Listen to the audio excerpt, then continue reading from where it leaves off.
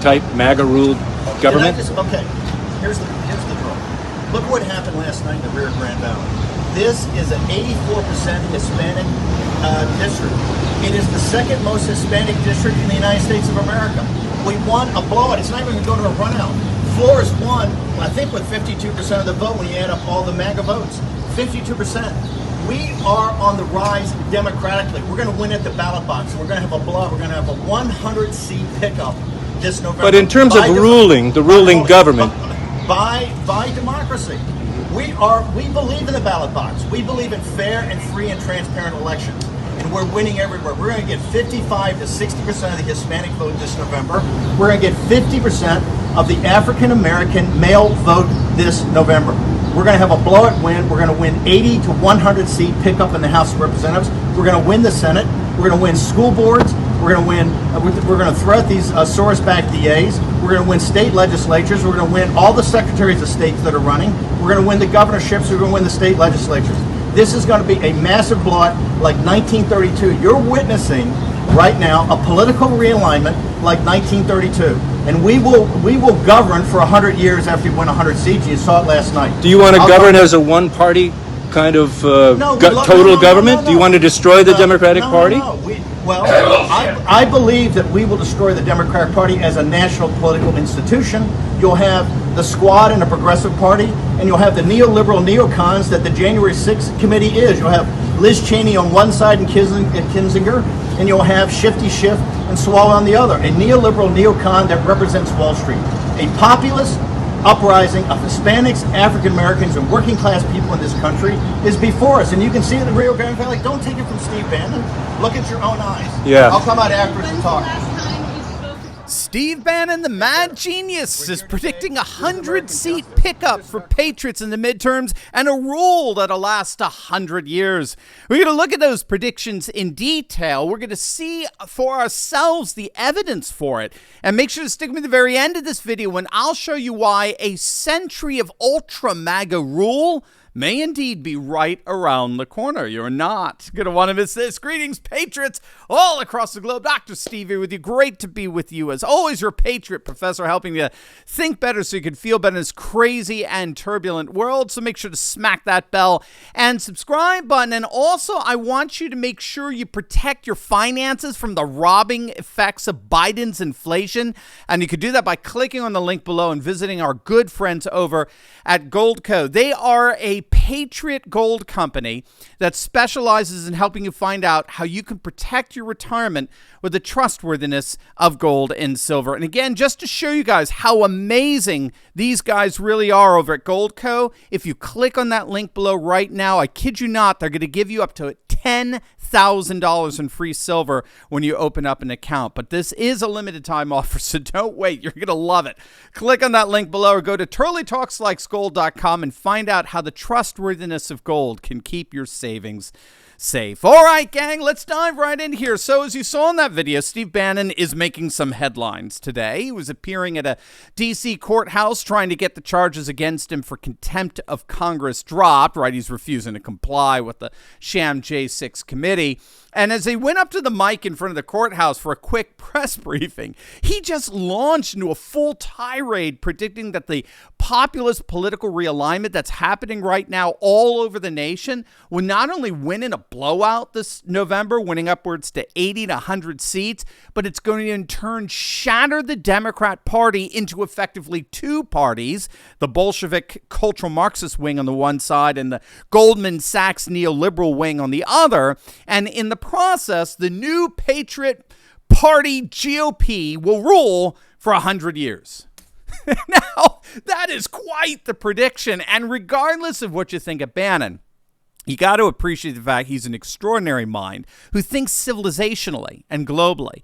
I mean, he's not satisfied with focusing merely on the next election, right? He's looking at the political trajectories for the next century. And so what I want to do here is I actually want to break that all down for us and see from what frames of reference Bannon is deriving these predictions. So let's start with that 80 to 100 seat pickup in midterms prediction. Bannon is clearly drawing from what we might call realignment theory. It's often referred to as de-alignment since it involves defections from one political party to another. So a political realignment involves a radical reconfiguration of the political parties around new voting constituencies. So, for example, what we saw this in Brexit back in 2016. We found that support for Brexit actually cut directly across the traditional party electorates, and it created an extraordinarily difficult situation, particularly for the left-wing party known as Labour. So most of Labour's constituents are historically working class, but most of them supported Brexit while the Labour politicians didn't. And so in the next general election, white working class voters abandoned Labour in droves and voted for the Tories, which would have been unthinkable just a decade ago. That's what we're calling political realignment. And what we're seeing here is a massive realignment happening in the States. Back in November 2016, white working class voters, which keep in mind, have traditionally been the foundational voting constituency for the Democratic Party since the New Deal. Since 1932. The foundational voting constituency for the Democratic Party, the white working class voter, defected in mass away from the Democrats and embraced the nationalist populist vision of Donald J. Trump. Almost 200 counties in Wisconsin, Iowa, Michigan, Pennsylvania that had voted Democrat in every single presidential election since the 1980s, often by a 20-point margin, suddenly swung over and voted for Trump by a comparable 20-point margin, representing a 40-point swing. That swing was so dramatic, it was so significant, that even if Hillary Clinton got the same turnout among blacks as Obama got, she still would have lost the election. But it's not just white working class. Latinos and black men are flocking to the new ultra-MAGA GOP. And that's key, keep in mind. They're not flocking to join Liz Cheney. They're not running over themselves to align themselves with Mitt Romney and Lindsey Graham. Latinos and black men are deliberately aligning themselves with an ultra-MAGA Republican Party that stands for border enforcement, economic nationalism, and cultural conservatism. They don't give a flying rip about Cheney or Romney or Graham, or Eye Patch McCain for that matter. And we reported yesterday on Mayra Flores, the ultra-MAGA Republican candidate, who won her congressional race in a blowout in the second most Hispanic district in the nation.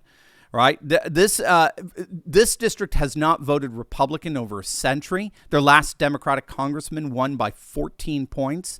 But that was before the Democrats took power and began the rapid, and I believe very deliberate process of trying to transform this nation into a banana republic. And Latino voters want nothing to do with it. One of the most devastating polls that came out of late was from Quinnipiac. The poll had Biden looking at the lowest polling of his presidency. He was clocking in an utterly desperate 33% approval. It's about as bad as it gets for a sitting president, historically speaking. But when you dug into the numbers, that Quinnipiac poll found that Biden's lowest approval numbers were actually coming from Hispanics. His approval among Hispanics was an embarrassing 26%. 26%. So white working class has abandoned the Democrats. Latinos are abandoning the Democrats. We're finding that in the elections. And perhaps most dramatic of all, black men are abandoning the Democrats. I don't know how many of you saw this video clip. It went viral on social media, but I think it says it all. Take a look. Joe Biden says that we're in a strong economy, that we're doing great. Do you believe that? No, we're not financially stable, comfortable, or nothing like that. But when Trump was in office, I was feeling really good. Really? Yes, Trump. So Joe Biden too much? You'd rather have Trump back? I want Trump back. I'm not for Biden. I'm not for him. Ain't no comfortability around nowhere. It really hurts America with the gas prices because we have to get to work. And if we can't get to work and we got to spend all our money on gas that we going to work on, that means you can't pay your bills. So it's an endless circle of endless debt. Everybody gonna go in debt, sooner or later, because what's happening now is everybody is feeling the heat from, every angle of the society. So yeah, I feel like no, it's not true. It's bullshit completely because rent prices is crazy. We paying I don't know how much percent more, but I would say at least $300 or $400 more than we was paying 2 years ago. Like, that's ridiculous. You know what I'm saying? Salaries aren't going up, so how are we supposed to make the difference in income and rent? It doesn't make sense. So when the Biden administration comes forward and says that economically and financially our country's doing really well, do you think that's a lie? Yep, I think they blowing smoke up our behinds. I think it's Biden's fault. Trump said it would happen. Like, we would deal with a lot of the stuff that we dealing with back when we had the Great Depression. I miss Daddy T, Trump. I miss Daddy T, for real. I mean, like, I respected him because he was real about his opinion, even though I didn't always agree with him, but he kept it real with us. We know what was going to happen. Like, things was better. Like, the economy was better. We want Trump back. Gang, obviously these aren't a bunch of white supremacists saying this, as the lamestream media always tries to convince us of. These are black men who are coming out in droves and saying, we want Trump back. Trump, Trump, Trump. Biden sucks. The Democrats suck.